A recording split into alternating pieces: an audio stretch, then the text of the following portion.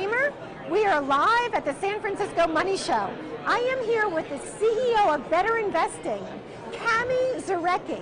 Kamie is so important to the investing community because it's about empowering investors, educating investors to make decisions about their own portfolio and taking ownership over investing. Now, Kamie, how do you advise and educate investors to make those decisions? What is your investing strategy and thesis? Okay, so we encourage our individual investors to invest in quality stocks. We help them to understand how to recognize a quality stock. So we look at the fundamentals of the company.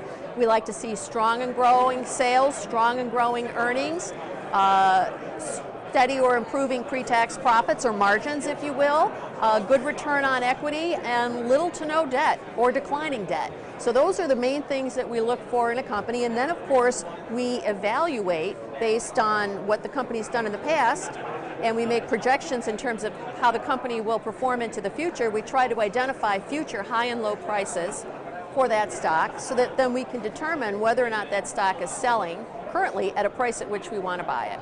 Okay, so that's very interesting.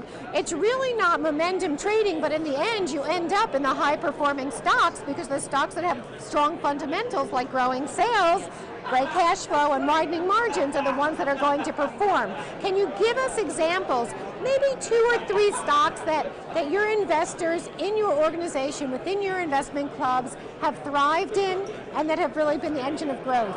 Yes, I would say Apple is one that is well known by everybody, and I think Apple first came on the radar screen for BetterInvesting investors when it was a small company. Another one that's done really well for BetterInvesting investors and investment clubs is Netflix. Kind of the same thing. Started small and people kind of thought, oh, this sounds like they've got an interesting business model here. We think this has potential. And so they had good fundamentals and they kind of followed through with it. J&J is another one. Johnson & Johnson.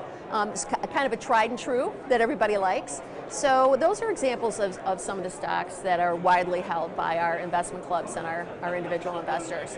Okay, and what is your usual investment time period, and how do you go about evaluating noise versus a real deterioration of fundamentals? I'm only asking this because you mentioned Netflix.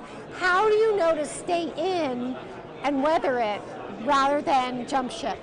Okay, that's a very good question. So we encourage our members and investment clubs to periodically go in and of course take a look at their investments.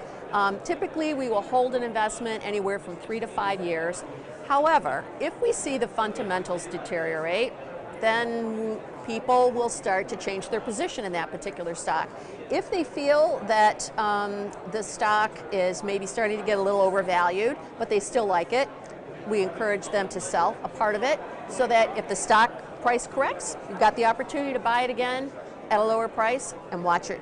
Okay, final last question. I have to ask this.